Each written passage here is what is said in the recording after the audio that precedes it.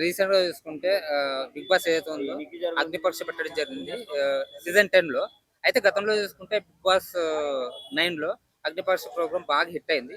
మళ్ళీ 10th లో కూడా అగ్నిపరీక్ష అనే ఒక కాన్సెప్ట్ డిజైన్ చేయడం జరిగింది.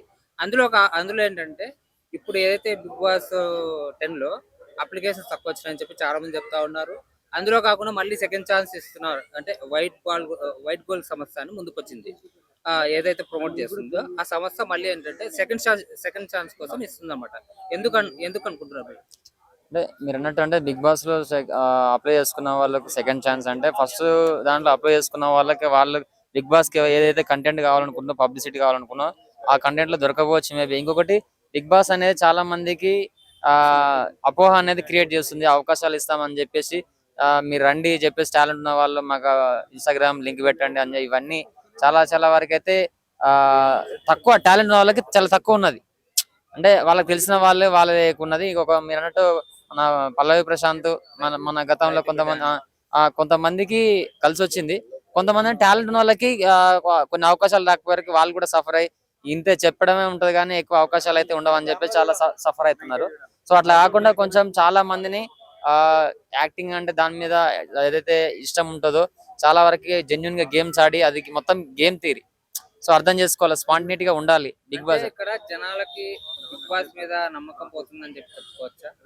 అంటే నమ్మకము ఆల్మోస్ట్ ఒక 50% అయితే పోయింది. ఎందుకంటే లేని వాళ్ళకి కూడా అవకాశాలు ఇస్తా అని చెప్పేసి ఆ జెన్యున్ గా ఉన్న వాళ్ళని తీసుకోకుండా కొంత వాళ్ళకు ఫ్లేవర్ గా ఉండే వాళ్ళే తీసుకోవడం కూడా దానివల్ల కొంత బిగ్ బాస్ అనేది చాలా మంది నెగిటివ్. అసలు బిగ్ బాస్ చాలా మంది కొంతమంది తిట్టుకున్న వాళ్ళు ఉన్నారు, ఏం షో ఇది అని చెప్పేసి చాలా మంది రకరకాలుగా.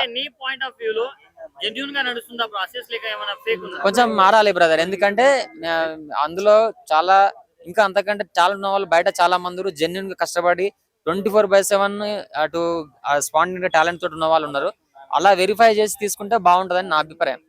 అంటే సెకండ్ ఛాన్స్ ఇవ్వడానికి గల కారణం ఏంటంటారా? అంటే ముఖ్యంగా చూసుకుంటే అంటే సెకండ్ ఛాన్స్ ఇంకా ఎవరైనా మంచిగా టాలెంట్ ఉన్న వాళ్ళు ఉన్నారా అని చెప్పేసి అవి కూడా అవకాశం కోసం అని అనుకోవచ్చు మేబీ.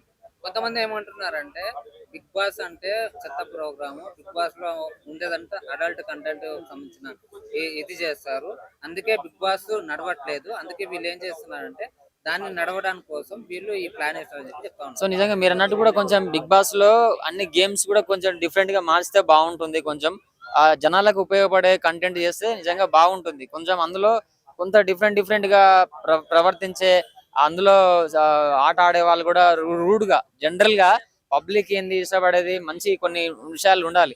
అవి కాకుండా కొన్ని కొన్ని డిఫరెంట్ గా వాళ్ళ వ్యక్తిగతాలు ఇంకా వేరేది కూడా చెప్పడాలి. ఇదంతా కూడా కొంతమందికి ఇష్టం ఉండట్లేదు. సో ఎంటర్టైన్మెంట్ అనే వరకల్లా ఇష్టం వచ్చినట్టు చేస్తే కూడా ఎంటర్టైన్మెంట్ కాదు కదా. సో కొంచెం మంచిగా దానికి తీర్చిదిద్దే డైరెక్టర్ అది దగ్గర దగ్గర కోట్ల బడ్జెట్ తోటి ఉంటది. సో ప్రతి ఒక్కరు కూడా ప్రైజ్ మనీ కూడా బాగుంటుంది కాబట్టి కొంచెం మంచిగా పాయింట్ ఆఫ్ ఎంటర్టైన్మెంట్ చేసి కొంచెం అందరికి నచ్చే విధంగా చేస్తే బాగుంటుందని నా అభిప్రాయం. ఇలాంటి అసలు ఎంకరేజ్మెంట్ చేయొద్దు. యూత్ కొంచెం ఇబ్బందిగా చాలా మంది అయితే డిఫరెంట్ గా మాట్లాడుతున్నారు కాబట్టి కొంచెం పాజిటివ్ గా మంచిగా చేసేటటువంటి ఎంటర్టైన్మెంట్ లాగా ఉండాలి. కానీ ఇవి వీళ్ళ తీసుకొచ్చి ఇష్టం వచ్చినట్టు మాట్లాడు ఈ లవ్ ఇంకోటి రకరకాలుగా ఇది ఏంటంటే జనాలకి పాజిటివ్ మంచి కాన్సెప్ట్ లో రావాలి. ఇప్పుడు అగ్ని పరీక్ష అని చెప్పి మన తెలుగులో ఫస్ట్ పెట్టడం జరిగింది. అయితే ఇప్పుడు తమిళ్ కావచ్చు, లేదంటే మలయాళం కావచ్చు, కన్నడ కావచ్చు, ఈ భాషలో కూడా అగ్ని పరీక్ష అనే ప్రోగ్రామ్ ని కండక్ట్ చేస్తా ఉన్నారు. దీని గురించి మీరే ఉంటారు.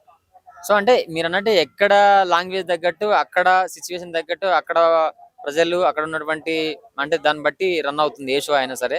సో మీరంటే అప్పట్లో అమితాబ్ బచ్చన్ గారు అంటే చాలా డిఫరెంట్ గా చేశారు.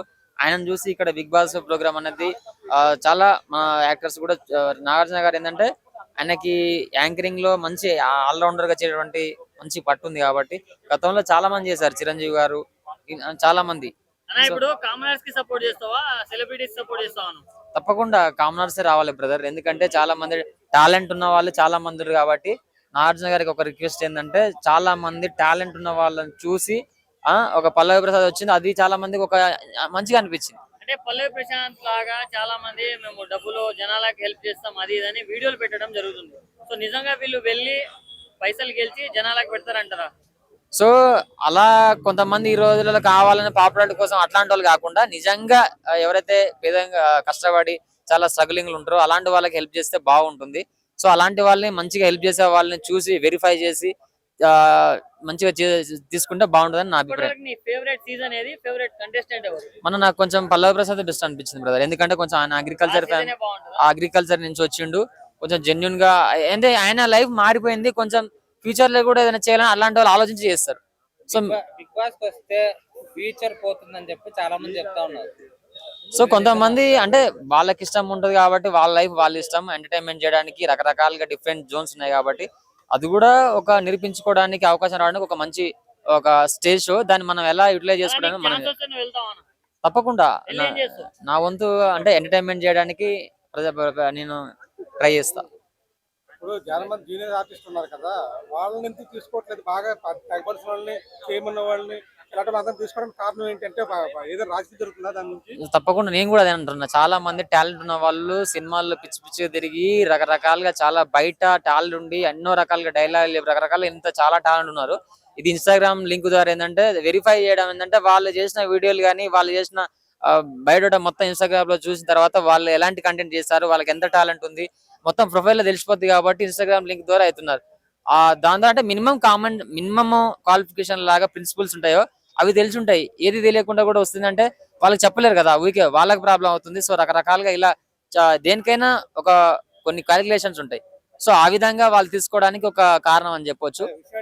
బిగ్ బాస్ షో జరుగుతున్నప్పుడు ఆడిషన్ లేకుండా వాళ్ళు నచ్చిన చూస్తున్నారు తప్ప ఆడిషన్ పెట్టి మంచి ఆర్టిస్ట్ తీసుకుని వాళ్ళతో చేద్దాము అనే ఆలోచన వాళ్ళకు ఉందంటారా?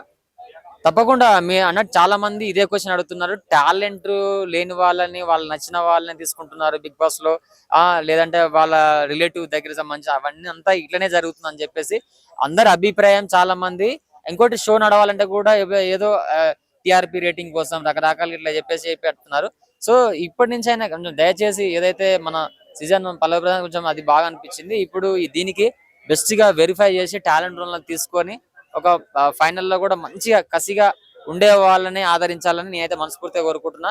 ఎక్కడ టాలెంట్ ప్రతిభ ఉన్న వాళ్ళని దయచేసి ఎవరైనా సరే, ఎంత పెద్ద హీరో అయినా ఎవరైనా సరే, డబ్బున్న వాళ్ళైనా కొంచెం టాలెంట్ ఉన్న ప్రోత్సహిస్తే ఏంటంటే ఒకరి వల్ల 10 మందికి అవకాశాలు వస్తాయి. సో ఉపాధి దొరుకుతుంది.